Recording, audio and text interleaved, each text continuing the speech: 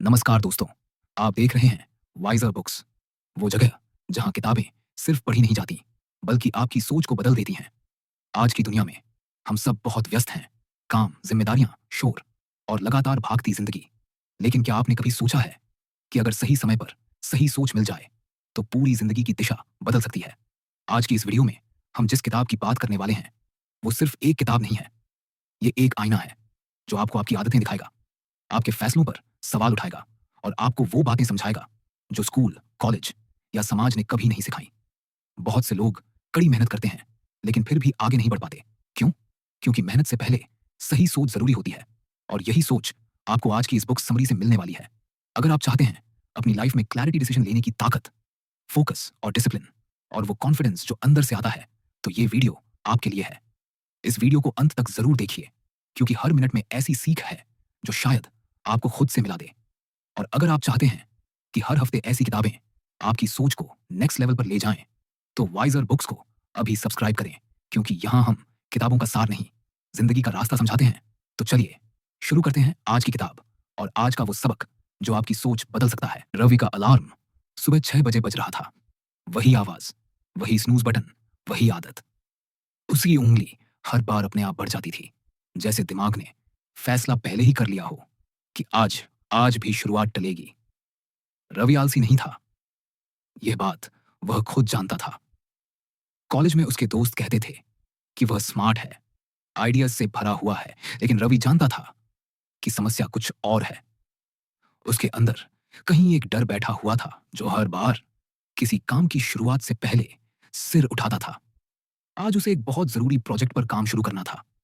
अगर यह प्रोजेक्ट पूरा हो जाता, तो उसकी जॉब में प्रमोशन ऑलमोस्ट कंफर्म थी, और यही बात उसे अंदर से जकड़ रही थी। प्रमोशन का मतलब ज्यादा एक्सपेक्टेशंस, ज्यादा जिम्मेदारी, और सबसे बड़ा डर, अगर वह आगे जाकर फेल हुआ तो। उसका मन बार बार कह रहा था, अभी नहीं, थोड़ा बाद में, पहले फोन देख लेते हैं।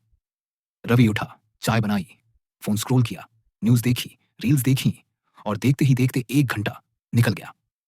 फिर गिल्ट आया। वह खुद से बोला, तुम हमेशा ऐसा ही करते हो। खुद को कोसना उसकी पुरानी आदत थी, लेकिन इस बार गिल्ट ने उसे काम की तरफ नहीं धकेला, बल्कि और ज्यादा भारी कर दिया। लैपटॉप खोलने का ख्याल आते ही पेट में अजीब सी टाइटनेस होने लगी। उस दिन ऑफिस में रवि की मुलाकात आरव से हुई। आरव नया नहीं था, लेकिन दोनों की कभी गहरी बातचीत नहीं हुई थी। लंच ब्रेक में आरव ने कैजुअली पूछा, तू इतना टेंस क्यों रहता है यार? रवि पहले टाल गया, लेकिन फिर न जाने क्यों उसने सब बता दिया। प्रोजेक्ट, डर, प्रोक्रेस्टिनेशन, गिल्ट, सब कुछ। आरव मुस्कुराया और बोला, तुझे पता है, प्रॉब्लम काम नहीं है, डर है। रवि ने हैरानी से उसकी तरफ देखा। आरव ने कहा, मैंने एक टाइम पर बहुत प्रोक्रेस्टिनेट किया है। मुझे लगा था मैं लेजी हूं, लेकिन असल में मैं खुद को प्रोटेक्ट कर रहा था, फेलियर से भी और सक्सेस से भी। रवि को यह सुनकर अजीब सा लगा। सक्सेस से डर? आरव ने आगे कहा, अगर तू सच में अपना बेस्ट दे दे और फिर भी फेल हो जाए, तो ईगो हर्ट होता है। और अगर तू सक्सीड हो गया, तो फ्यूचर में हर बार वही लेवल मेंटेन करने का प्रेशर आ जाता है। इसलिए दिमाग सेफेस्ट ऑप्शन चुनता है, डिले। उस शाम रवि घर लौटा, लेकिन पहली बार उसके दिमाग में एक नया थॉट था। शायद वह काम से नहीं, उस फीलिंग से भाग रहा था जो काम शुरू करते ही आती है। लैपटॉप खोलते ही जो जजमेंट, जो सेल्फ क्रिटिसिज्म शुरू हो जाता है, उससे। रवि ने उस रात एक छोटा एक्सपेरिमेंट किया। उसने खुद से कहा, आज पूरा प्रोजेक्ट नहीं करना है, बस 10 मिनट बैठना है, बस लैपटॉप खोलना है, फाइल ओपन करनी है, कोई रिजल्ट नहीं चाहिए। उसने खुद को परमिशन दी कि अगर मन लगे तो वह बंद भी कर सकता है। यह सोचते ही उसके शरीर का टेंशन थोड़ा कम हुआ। लैपटॉप खोला, फाइल ओपन की, और बस पहले पैराग्राफ के लिए रफ लाइंस लिख दी। 10 मिनट कब 20 मिनट बन गए, उसे पता ही नहीं चला। जब उसने घड़ी देखी, तो उसने खुद को रोका। उसने फाइल सेव की और लैपटॉप बंद कर दिया। अजीब बात यह थी कि उसके अंदर गिल्ट नहीं था, बल्कि एक हल्की सी सेटिस्फैक्शन थी। उसने कहा, खुद खुद से कहा, आज का इतना काफी है। उसने खुद को रिवॉर्ड दिया, बालकनी में खड़े होकर म्यूजिक सुना। अगले दिन सुबह अलार्म फिर बजा। लेकिन इस बार रवि ने स्नूज नहीं किया। कोई मैजिक नहीं हुआ था, लेकिन डर थोड़ा कमजोर हो गया था। ऑफिस में आरव से फिर मुलाकात हुई। रवि ने उसे एक्सपेरिमेंट के बारे में बताया। आरव हंसा और बोला, यही अनस्केड्यूल है। पहले खुद को सेफ फील कराओ, फिर काम अपने आप आता आता है। धीरे धीरे रवि ने अपनी लैंग्वेज बदलनी शुरू की। मस्ट डू की जगह चूज टू। वह खुद से कहता, मुझे यह करना है क्योंकि मैं इसे चुन रहा हूं, किसी डर की वजह से नहीं। जब भी मन भारी लगता, वह खुद को डांटने की जगह पूछता, किस बात से डर लग रहा है। एक दिन प्रोजेक्ट के एक हिस्से में वह अटक गया। पहले वह ऐसे समय पर पूरा दिन वेस्ट कर देता था, लेकिन इस बार उसने बस इतना किया कि उस हिस्से को छोटा कर दिया। उसने खुद से कहा, सिर्फ आउटलाइन लिखनी है, परफेक्शन बाद में। उस दिन ऑफिस से लौटते समय उसे एहसास हुआ कि वह पहले से ज्यादा फ्री फील कर रहा है। काम खत्म नहीं हुआ था, लेकिन शुरुआत का डर टूट चुका था। गिल्ट की जगह क्यूरियोसिटी आ गई थी। एक शाम उसकी मां ने पूछा, आजकल कुछ बदला बदला सा लग रहा है। रवि मुस्कुराया और बोला, बस खुद से लड़ना कम कर दिया है। मां ने शायद पूरी बात नहीं समझी, लेकिन उन्होंने उसके चेहरे की हल्की सी शांति देख ली। रवि ने महसूस किया कि जब वह खुद पर प्रेशर डालता था, तब उसका दिमाग रेबेल करता था, और जब वह खुद को चॉइस देता था, तब वही दिमाग कोऑपरेट करता था। उसे समझ आया कि प्रोक्रास्टिनेशन उसका दुश्मन नहीं था, वह बस उसे डर से बचाने की कोशिश कर रहा था। एक रात वह अपने कमरे में बैठा था। बाहर हल्की बारिश हो रही थी। उसने प्रोजेक्ट का एक और हिस्सा पूरा किया और फिर खुद को रोक लिया। पहले वह सोचता था कि काम तब तक करना है जब तक थक न जाए। अब वह सीख रहा था कि एग्जॉस्शन से पहले रुकना भी एक स्किल है। उसने महसूस किया कि कंट्रोल का एहसास कितना पावरफुल है। जब काम उसके ऊपर थोपा नहीं जाता, बल्कि वह खुद उसे चुनता है, तब उसका फोकस बढ़ जाता है। रवि जानता था कि यह जर्नी अभी खत्म नहीं हुई है। डर पूरी तरह गायब नहीं हुआ है, लेकिन अब वह डर को पहचान सकता है। और जब भी वह डर आता है, रवि खुद से कहता है, बस शुरू कर, परफेक्ट नहीं, बस शुरू कर। उस रात सोते समय पहली बार उसे अगले दिन का ख्याल भारी नहीं लगा। उसे लगा जैसे उसने अपने अंदर किसी पुराने जंजीर को ढीला कर दिया हो। कहानी अभी बाकी थी, लेकिन रवि ने एक चीज सीख ली थी, शुरुआत से डरना इंसानी है, लेकिन डर के बावजूद शुरुआत करना ही असली आजादी है। रवि की आंख सुबह जल्दी खुल गई। बाहर धूप हल्की थी, लेकिन उसके अंदर कुछ बदल चुका था। पहले सुबह का मतलब होता था एक अदृश्य बोझ जो उठते ही सीने पर बैठ जाता था। आज बोझ नहीं था, बस अवेयरनेस थी। उसे पता था कि डर आएगा, लेकिन अब वह डर को दुश्मन नहीं मानता था। ऑफिस पहुंचते ही उसने लैपटॉप खोला। प्रोजेक्ट अभी पूरा नहीं हुआ था। एक क्रिटिकल सेक्शन बाकी था जो मैनेजमेंट रिव्यू से जुड़ा था। पहले ऐसे हिस्सों पर आते ही रवि फ्रीज हो जाता था। दिमाग में आवाजें शुरू हो जाती थीं। अगर यह सही नहीं हुआ तो क्या होगा? अगर उन्होंने रिजेक्ट कर दिया तो? और वहीं से प्रोक्रेस्टिनेशन शुरू होता था। आज भी वही आवाजें आईं, लेकिन फर्क यह था कि रवि ने उन्हें सुना और जवाब नहीं दिया। उसने खुद से कहा, अभी पूरा सेक्शन नहीं लिखना है, बस नोट्स डालनी है, बस स्टार्टिंग करनी है। उसने टाइमर लगाया 25 मिनट्स का। खुद को परमिशन दी कि टाइमर खत्म होते ही वह रुक जाएगा। पहले 5 मिनट सिर्फ सेंटेंसेस इधर उधर घूमते रहे।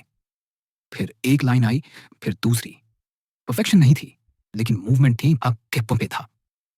जब टाइमर बजा, रवि ने हाथ रोक लिए। उसने खुद को फोर्स नहीं किया। लैपटॉप बंद किया और चाय लेने चला गया। चाय पीते समय उसे अजीब सा कॉन्फिडेंस महसूस हुआ। ऐसा कॉन्फिडेंस जो अचीवमेंट से नहीं, कंट्रोल से आता है। उसे लग रहा था कि काम अब उसका मालिक नहीं है, वह काम को चुन रहा है।